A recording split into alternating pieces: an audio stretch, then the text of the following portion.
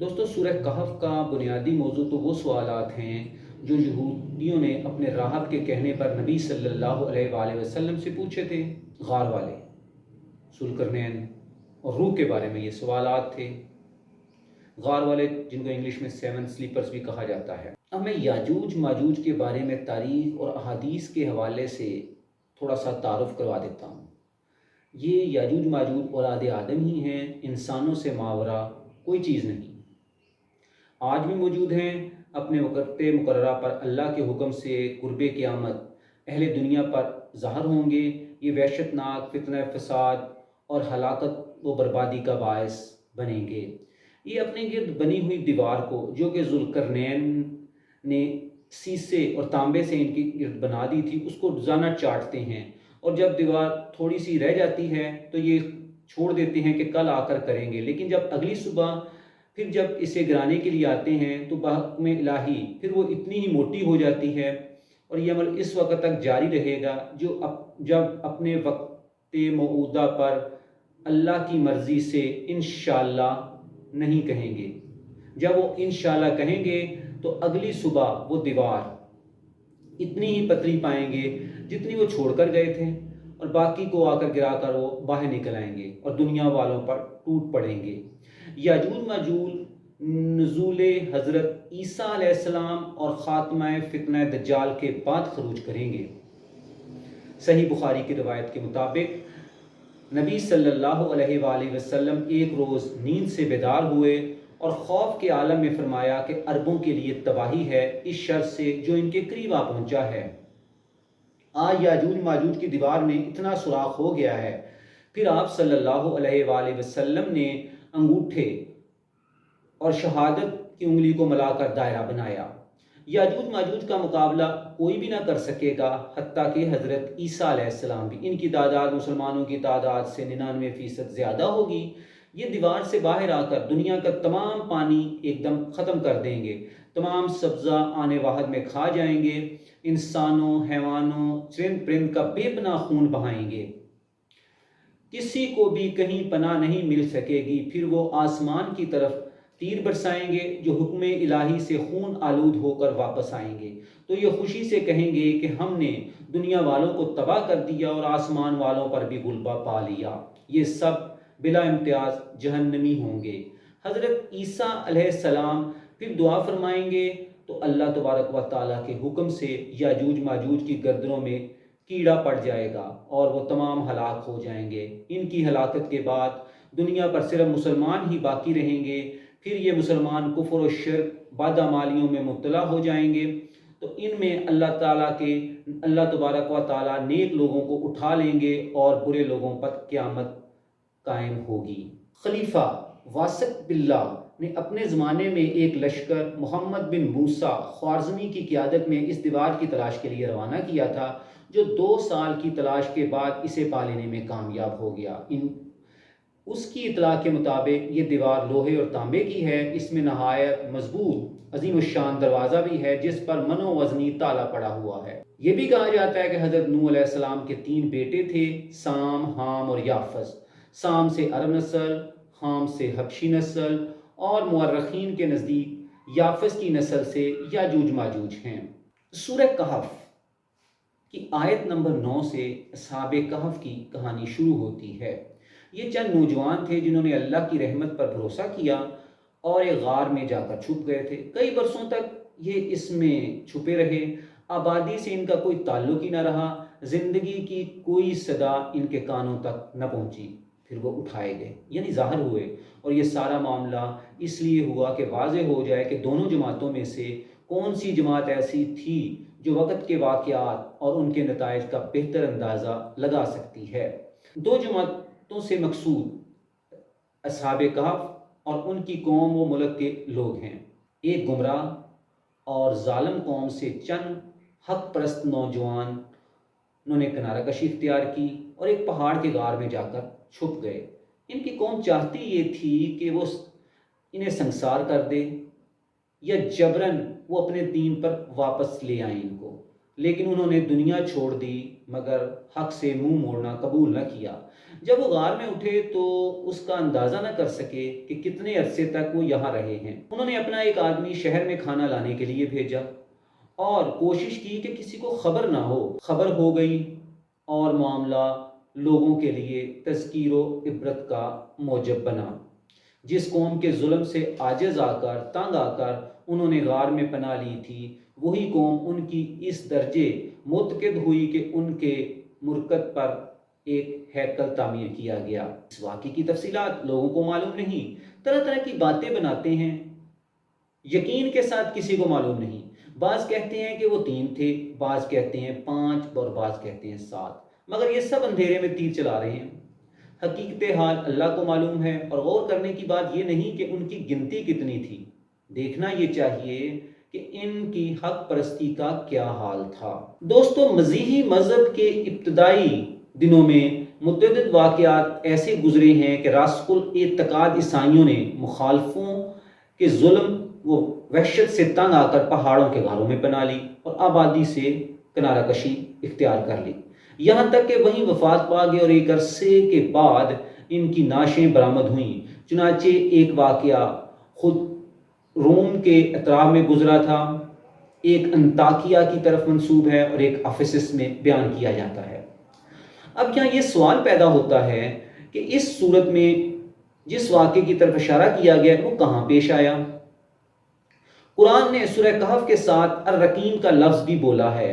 بعض ائمہ نے اس کا یہی مطلب سمجھا کہ یہ شہر کا نام ہے، لیکن چونکہ اس نام کا کوئی شہر عام طور پر مشہور نہیں، اس لیے اکثر مفسرین اس طرف چلے گئے کہ یہاں رقیم کے معنی کتابت کے ہیں، یعنی اس غار پر کوئی کتبہ لگا دیا گیا تھا، اس لیے کتبے والے کے نام سے مشہور ہو گیا۔ الرقیم اگر ہم لفظ کو دیکھیں تورات کے اندر، یعنی اس لفظ کے لیے ہم تورات کی طرف رجوع کریں تو معلوم ہوگا کہ رقیم وہی لفظ ہے جسے تورات میں راکیم کہا گیا ہے، اور یہ فی الحقیقت ایک شہر کا نام تھا جو آگے چل کر پیٹرا کے نام سے مشہور ہوا، اور عرب اسے بترا کہتے ہیں۔ عالمگیر جنگ کے بعد آثار قدیمہ کی تحقیقات کے جو نئے نئے گوشے کھلے، ان میں ایک پیٹرا بھی ہے، اور اس کے انکشافات نے بحث و نظر کا ایک نیا میدان مہیا کر دیا۔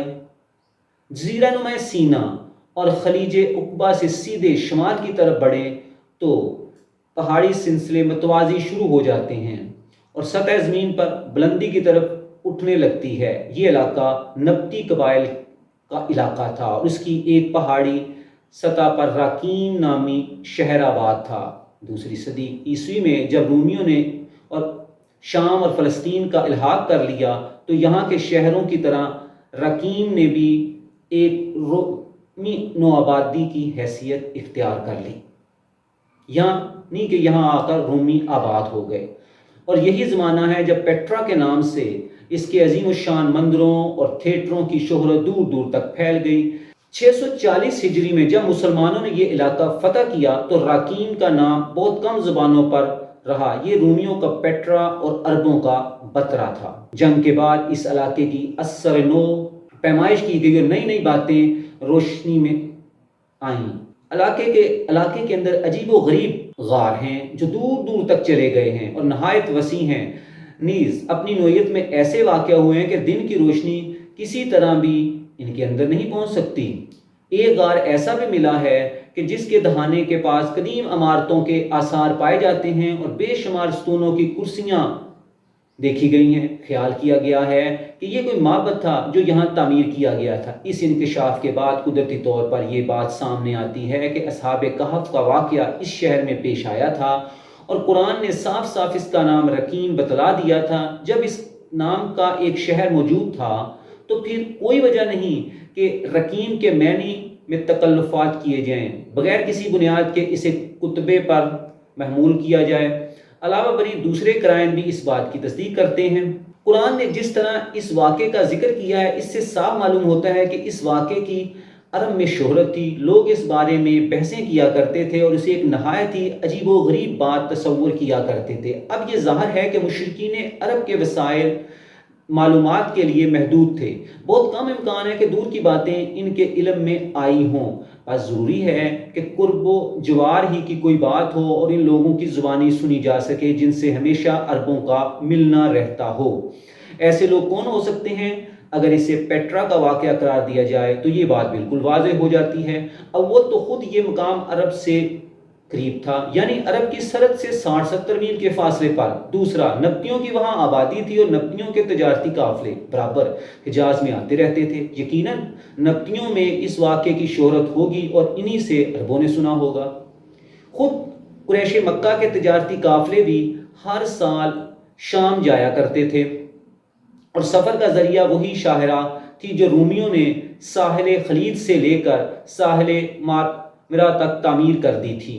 پیٹرا اسی شہر پر واقع تھا، بلکہ اس کے نواح کی سب سے پہلی تجارتی منڈی تھی، اس لیے اس سے زیادہ قدرتی بات اور کیا ہو سکتی ہے کہ یہ واقعہ ان کے علم میں آ گیا ہو۔ اب ہم آتے ہیں اصل واقعے کی طرف۔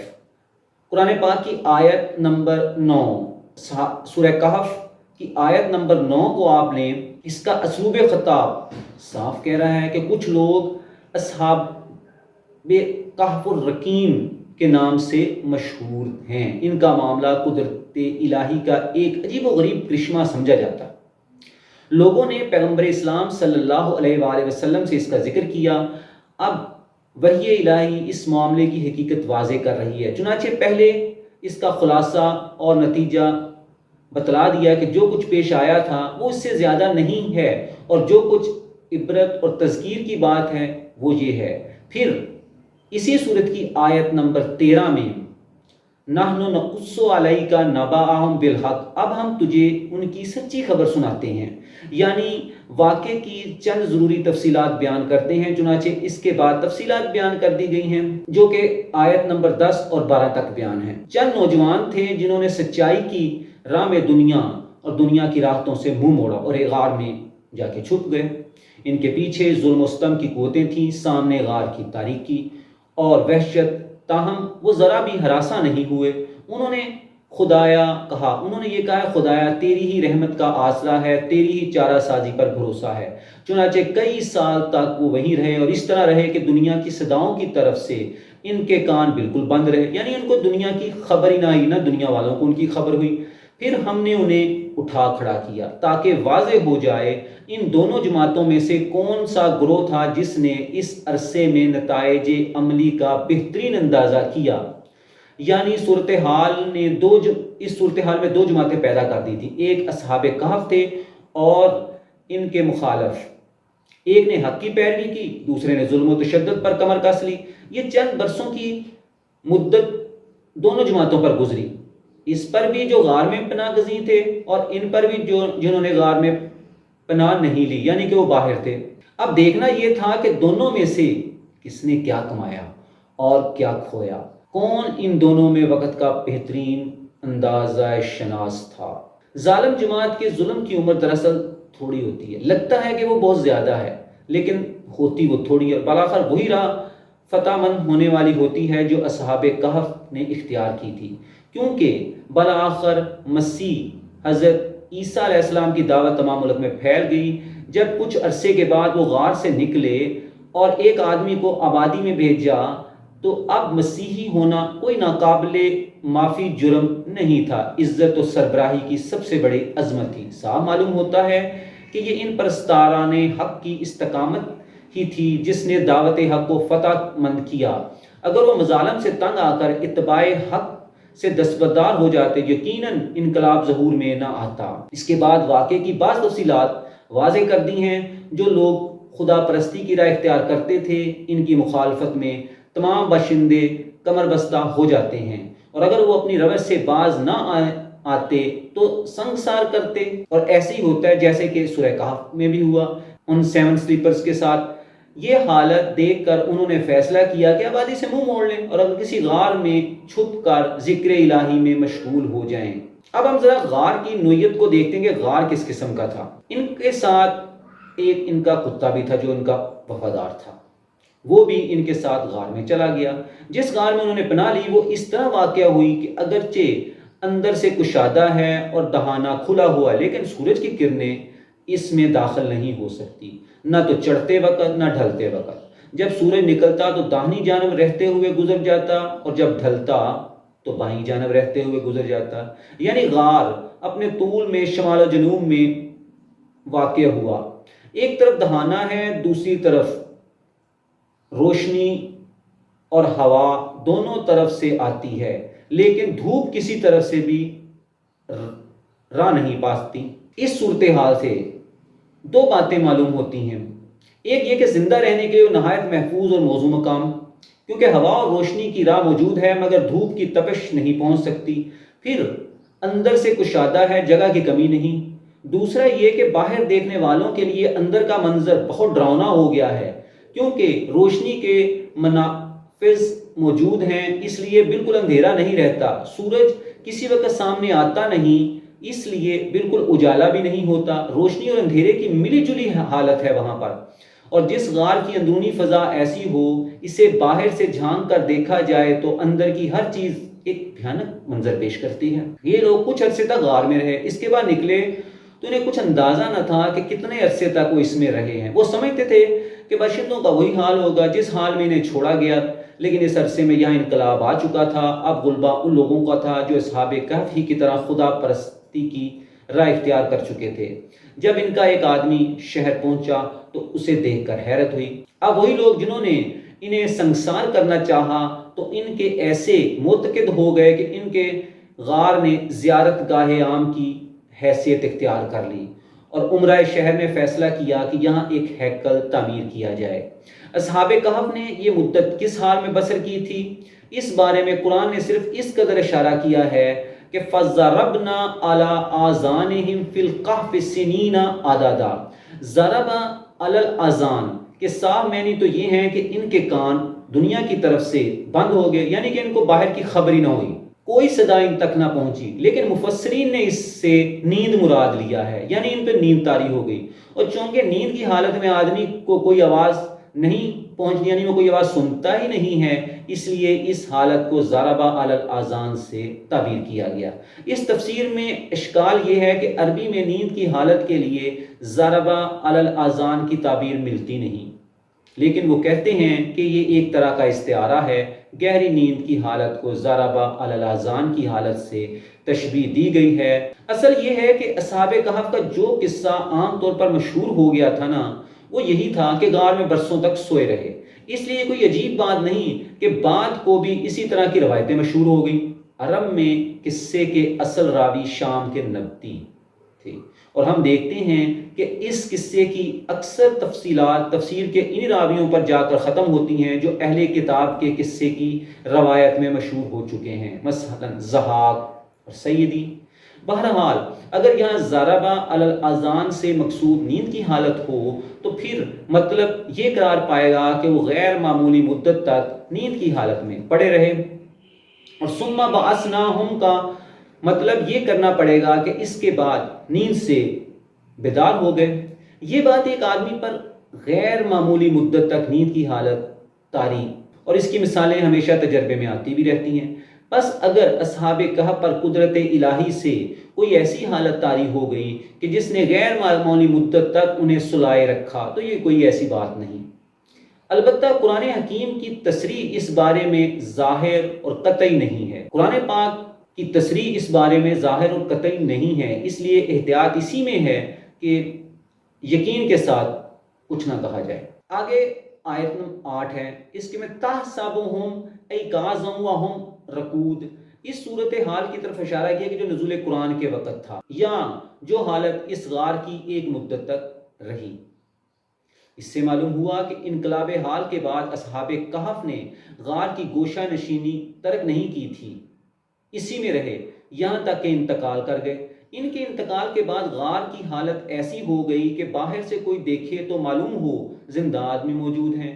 دہانے کے قریب ایک کتا دونوں ہاتھ آگے کیے بیٹھا ہے، حالانکہ نہ تو آدمی زندہ ہے نہ ہی کتا زندہ ہے، لیکن باہر سے دیکھنے والا انہیں زندہ اور جاگتا کیوں سمجھے؟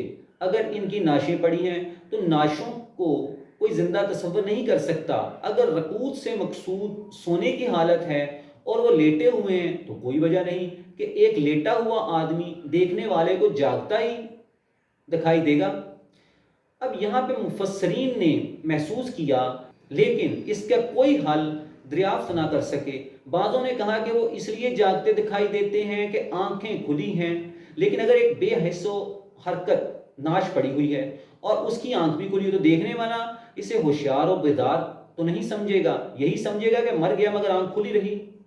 بعضوں نے کہا نقلبہم ذات الیمین و ذات الشمال کی وجہ سے وہ بیدار دکھائی دیتے تھے، یعنی چونکہ وہ کروٹیں دائیں بائیں کروٹیں بدلتے ہیں، اس لیے دیکھنے والا خیال کرتا ہے کہ یہ بیدار ہیں، لیکن یہ بھی بے معنی ہے۔ اول تو کروٹ بدلنا بیداری کی دلیل ہی نہیں، آدمی گہری سے گہری نیند میں بھی ہوتا ہے کروٹ بدلتا ہے۔ دوسرا، اگر کروٹ بدلتے ہوں گے تو کچھ وقفے کے بعد ہی بدلتے ہوں گے، یہ تو نہیں ہو سکتا ہے کہ ہر آن کروٹ بدلتے ہی رہتے ہوں اور جب کبھی کوئی جھانک کر دیکھے انہیں کروٹ بدلتا ہی پائے۔ لطف یہ ہے کہ نقلبہم ذات الیمین و ذات الشمال کی تفسیر میں یہی مفسر ہمیں بتلاتے ہیں کہ بعضوں کے نزدیک سال میں 2 دفعہ کروٹ بدلتے ہیں، اور بعضوں کے نزدیک 1 دفعہ، 3 سال 1 دفعہ، اور بعض کہتے ہیں کہ 3 سال بعد وہ کروٹ بدلتے ہیں، اور بعض کہتے ہیں کہ 9 سال۔ جبکہ قرآن پاک نے یہ بات جس اسلوب و شکل سے بیان کی ہے اس پر انہوں نے غور نہیں کیا۔ لَقَدْ طَلَعَتْ عَلَيْهِمْ لَوَلَّيْتَ مِنْهُمْ فِرَارًا وَلَمْلِئَتْ مِنْهُمْ رُعْبًا، یعنی غار کے، اس کا ترجمہ غار کے اندر کا منظر اس درجے دہشت انگیز ہے کہ اگر تم جھانک کر دیکھو تو خوف کے مارے کانپ اٹھو اور الٹے پاؤں بھاگ کھڑے ہو۔ اس سے معلوم ہوا کہ غار کے اندر اصحاب کہف کے اجسام نے یہ منظر پیدا کر دیا ہے جو بے حد دہشت انگیز ہے کہ اگر آدمی باہر سے دیکھے تو دیکھنے کے ساتھ اس پر دہشت چھا جائے، مان الٹے پاؤں بھاگ کھڑا ہو۔ اگر اندر کا منظر صرف اتنا ہی تھا کہ چند آدمی لیٹے ہوئے اور آنکھیں کھلی ہیں تو یہ کوئی ایسی بات نہیں تھی جس سے اس درجے دہشت طاری ہوتی۔ اس کے علاوہ جو آدمی باہر سے جھانکے گا وہ اتنا باریک بھی نہیں ہو سکے گا کہ غار کی تاریکی میں لیٹے ہوئے آدمیوں کی آنکھیں بھی پہلی نظر میں دیکھ لے، اور وہ بھی اس حالت میں کہ داہنے یا بائیں کروٹ پر لیٹے ہوں۔ دراصل یہ سارا معاملہ ہی دوسرا ہے، اور جب تک مفسرین کے پیدا کیے ہوئے تخیل سے بالکل الگ ہو کر تحقیق نہ کی جائے اصلیت کا سراغ نہیں مل سکتا۔ سب سے پہلے یہ سمجھ لینا چاہیے کہ جو حالت اس آیت میں بیان کی گئی ہے وہ کس وقت کی ہے؟ اس وقت کی جب وہ نئے نئے غار میں جا کر مقیم ہوئے تھے، یا اس وقت کی جب انکشاف حال کے بعد دوبارہ اندر وہ جا کر آباد ہو گئے، یعنی کہ انہوں نے دوبارہ غار کے اندر ہی جا کر رہنا شروع کر دیا؟ مفسرین نے خیال کیا ہے، جو مفسرین نے خیال کیا اس کا تعلق پہلے وقت سے ہے، اور یہی ان کی بنیادی غلطی ہے جس نے سارا الجھاؤ پیدا کر دیا ہے۔ دراصل اس تعلق بعد کے حالات سے ہے، یعنی جب وہ ہمیشہ کے لیے غار میں گوشہ نشین ہو گئے اور پھر کچھ عرصے بعد وفات پا گئے، تو غار کے اندرونی مناظر کا یہ حال تھا۔ تحسبهم ایقاظا وهم رقود، ایقاظ سے مقصود ان کا زندہ ہونا ہے اور رقود سے مردہ ہونا، نہ کہ بیدار اور خواب کا۔ چنانچہ عربی میں زندگی اور موت کے لیے یہ تعبیر عام معلوم ہوتی ہے۔ پھر یہ بات سامنے لانی چاہیے کہ یہ واقعہ مسیحی دعوت کی ابتدائی صدیوں کا ہے، اور جنہیں پیش آیا تھا وہ عیسائی تھے۔ صرف اتنی بات پر غور کرنے سے سارا معاملہ حل ہو جاتا ہے۔ مسیحی دعوت کے ابتدائی دنوں ہی میں ظاہر کی ایک خاص زندگی شروع ہو گئی تھی جس نے آگے چل کر رہبانیت اختیار کر لی۔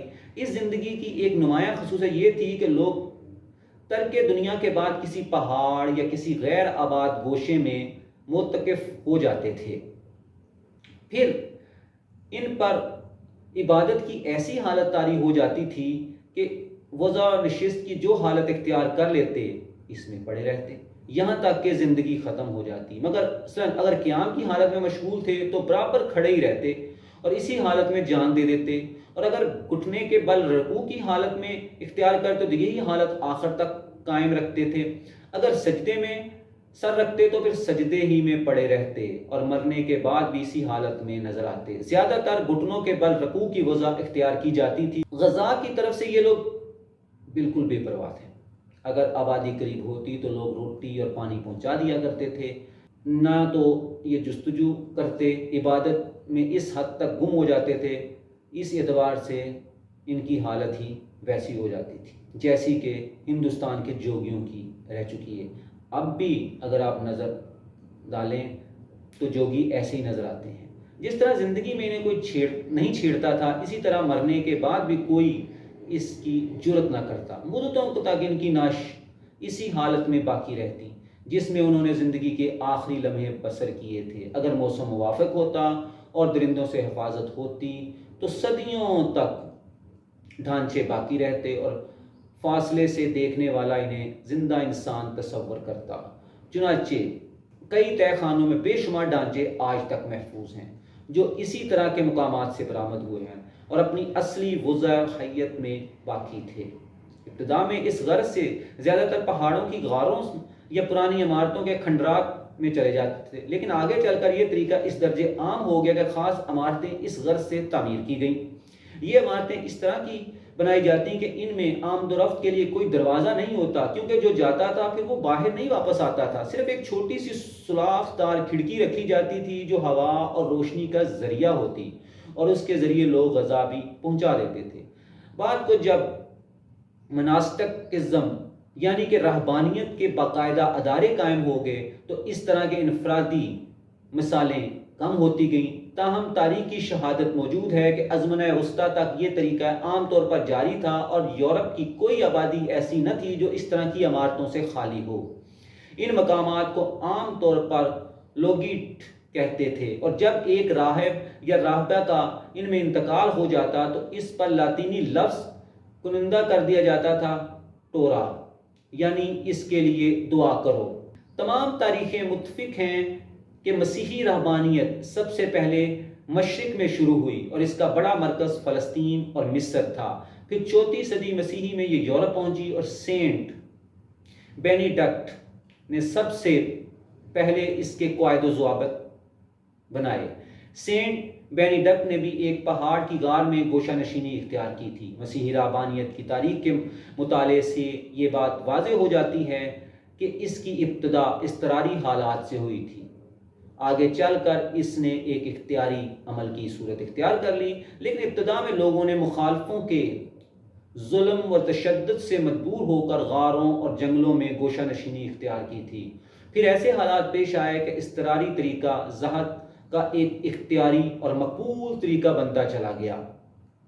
بہرحال معلوم ہوتا ہے کہ صاحب کہف کا جو معاملہ بھی تمام تر اسی نوعیت کا تھا۔ ابتدا میں قوم کے ظلم نے انہیں مجبور کیا تھا کہ غار میں پناہ لیں، لیکن جب کچھ عرصے کے بعد وہیں مقیم رہے تو زہد و عبادت کی ان کو کچھ ایسی عادت پڑی اور ان پر کچھ ایسا اس کا اثر چھا گیا کہ پھر دنیا کی طرف لوٹنے پر وہ آمادہ ہی نہ ہوئے، اور گو ملک کی حالت بدل گئی، لیکن وہ بدستور غار ہی میں آباد ہو گئے یہاں تک کہ ان کا انتقال ہو گیا۔ انتقال اس حالت میں ہوا کہ جس شخص نے ذکر و عبادت کی جو وضع اختیار کر لی وہی وضع آخری لمحوں تک باقی رہی۔ ان کے وفادار کتے نے بھی ان کا آخر تک ساتھ دیا۔ وہ پاسبانی کے لیے دہانے کے قریب بیٹھا رہتا تھا، جب اس کے مالک مر گئے تو اس نے بھی وہیں بیٹھے بیٹھے دم توڑ دیا۔ اب اس واقعے کے بعد غار کے اندرونی منظر نے عجیب دہشت انگیز صورتحال اختیار کر لی۔ اگر کوئی باہر سے جھانک کر دیکھے تو اسے راگوں کا ایک پورا مجمع ذکر و عبادت میں مشغول دکھائی دیتا۔ کوئی گھٹنے کے بل رکوع کی حالت میں، کوئی سجدے میں پڑا، کوئی ہاتھ جوڑے اوپر کی طرف دیکھ رہا ہے۔ دہانے کے قریب ایک کتا ہے، وہ بھی بازو پھیلائے باہر کی طرف منہ کیے ہوئے ہے۔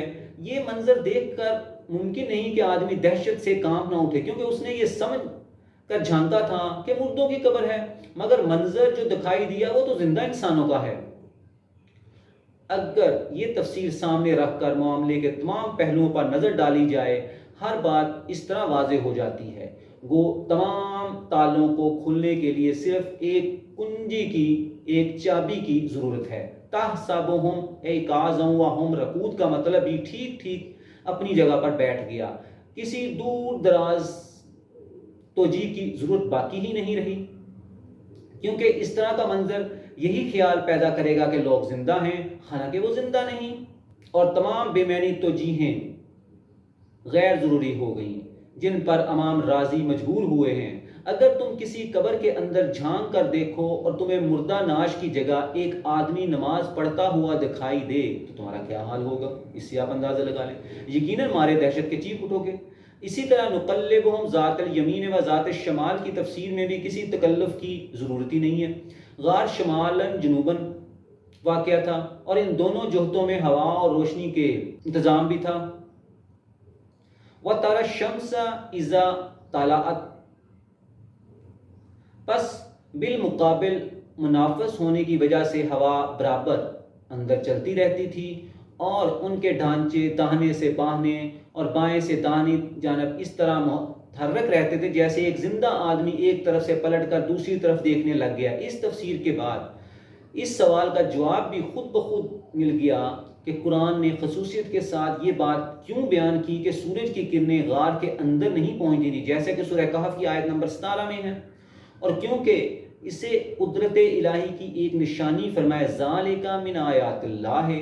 معلوم ہو گیا کہ دراصل اس بات کی تمہید تھی جو بات کو آیت 18 میں بیان کی گئی کہ تحسبہم ایقاظا وہم رقود، یعنی چونکہ یہ بات بیان کرنی تھی کہ مرنے کے بعد ان کی ناشیں عرصے تک باقی رہیں، حتیٰ کہ دیکھنے والوں کو زندہ انسانوں کا گمان ہوتا تھا۔ اس لیے پہلے اس کی علت واضح کر دی کہ جس غار میں وہ رہے تھے وہ اس طرح کی غار تھی کہ انسانی جسم زیادہ سے زیادہ عرصے تک اس میں قائم رہ سکتا تھا، کیونکہ سورج کی روشنی اس میں پہنچتی تھی لیکن سورج کی تپش نہیں اس میں سے جاتی تھی۔ وَلَبِثُوا فِي كَهْفِهِمْ ثَلَاثَ مِائَةٍ سِنِينَ وَازْدَادُوا تِسْعًا، کا کیا مطلب ہے؟ اب ہم اس کو دیکھتے ہیں۔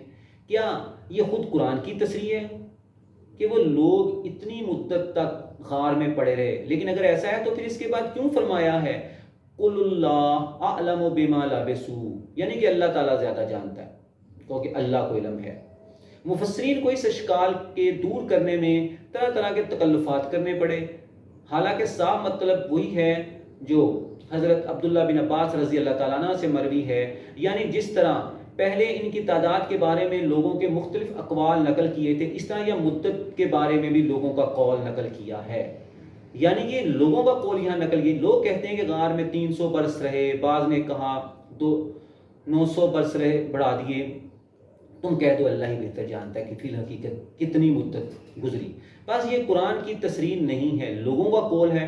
سیقولون سے نقل اقوال کا جو سلسلہ شروع ہوا ہے، اسی سلسلے کی یہ آخری کڑی ہے۔ حضرت عبداللہ بن مسعود رضی اللہ تعالیٰ عنہ سے بھی ایسی ہی ایک تفسیر مفری ہے، جبکہ امام قرطبی نے حضرت ابن عباس رضی اللہ تعالیٰ عنہ کا قول نقل کیا ہے، یعنی اصحاب کہف کی موت پر ایک مدت گزر چکی ہے، ان کے اجسام فنا ہو گئے جس طرح ہر جسم فنا ہو جاتا ہے۔